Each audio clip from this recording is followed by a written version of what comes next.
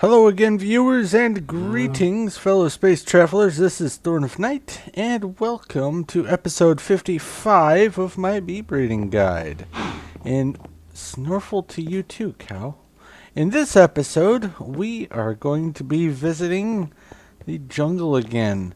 Off of the infernal line, past the austere line, and then the tropical and viscous. We go on to the caustic line, or the caustic branch, rather. And this branch adds 3 newbies to the mix. They are the corrosive, caustic, and acidic. And these guys are kind of annoying, but basically, they are added by extra bees, and just like the other bees off the tropical line, they do like the jungle. They need ferns or vines as their flowers. They do have some minor condition tolerances to temperature and humidity, but not much. All 3 of them have the effect called acidic, which means that the blocks around them, like for instance cobble or stone, will get turned into cobblestone, and gravel and dirt will get turned into sand. And as I recall, also, let's see here. No, it doesn't do any damage to the player, so that's a bonus. They are fast workers, so you can get a fairly high yield out of them, which is good because the let's see here, the acidic and caustic bees have a low chance of putting out their specialty comb. Which, speaking of comb, since they do come from the tropical line, they do give off the silky comb, which produces honey drops in the silky propolis, which can be reflung through the centrifuge to get propolis and silk wisps to make the woven silk, which is used for several things, like the apiarist armor, this stuff here, as well as using them in the alveoli sieve that's used for gathering pollen. But also the other output that comes from these bees is the brimstone comb. At this point, all it does is give you beeswax, so that isn't really all too helpful, but there it is. That's what you get from it. So let's go take a look at the bees themselves.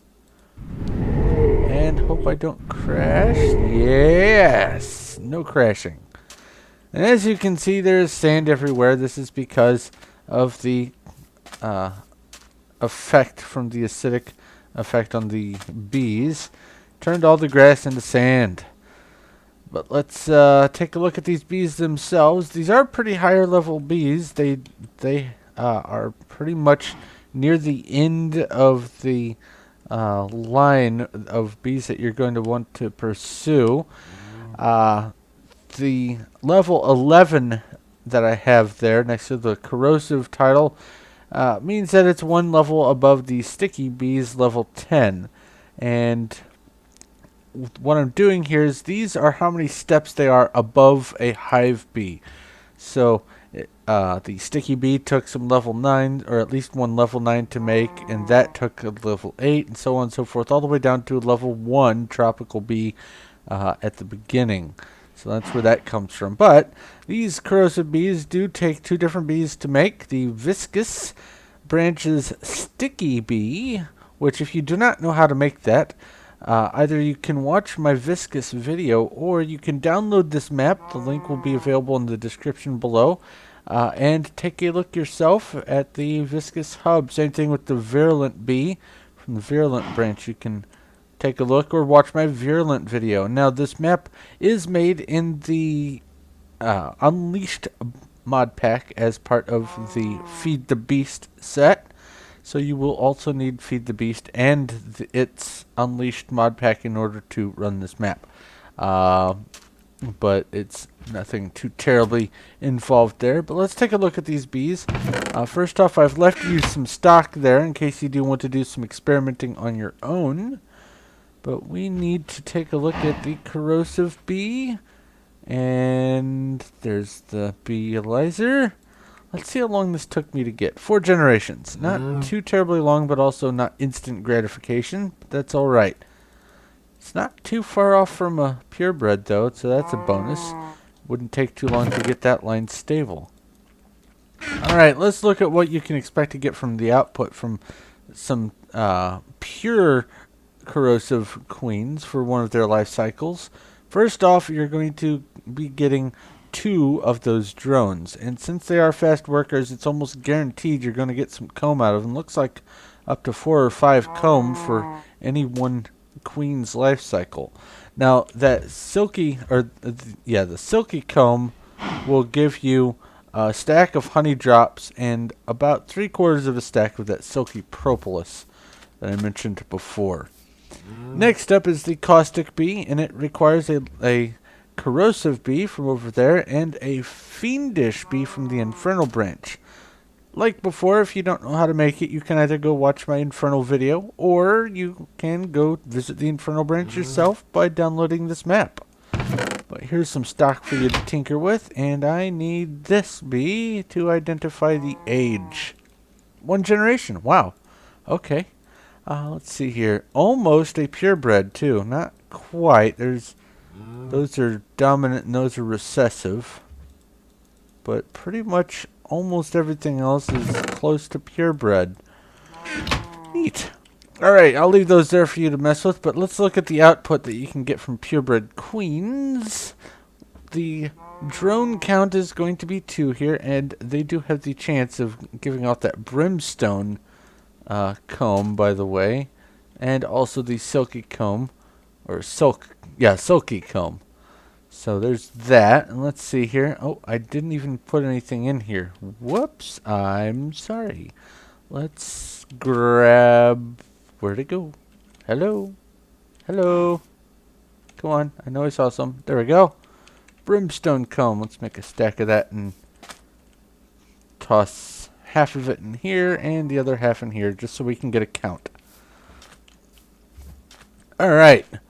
Lastly, we have the acidic bee, and it uses both of the bees you've bred so far in this branch to make, and I've got some stock here once again for you to mess with. Let's look at the acidic princess here and get a feel for how long it might take to get it. Wow, that's 1 generation. That's kind of nice.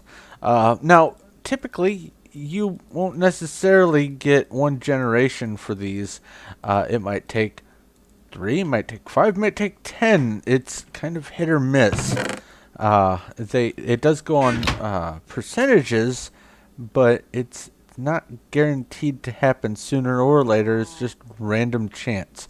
You can accelerate the mutation chance by adding things to the apiary block here by adding frames, or if you have the alveary, you can toss in the mutator block to almost guarantee the mutation, but typically, just by brute force breeding, it's not necessarily going to give you 1 generation to create the crossbreed.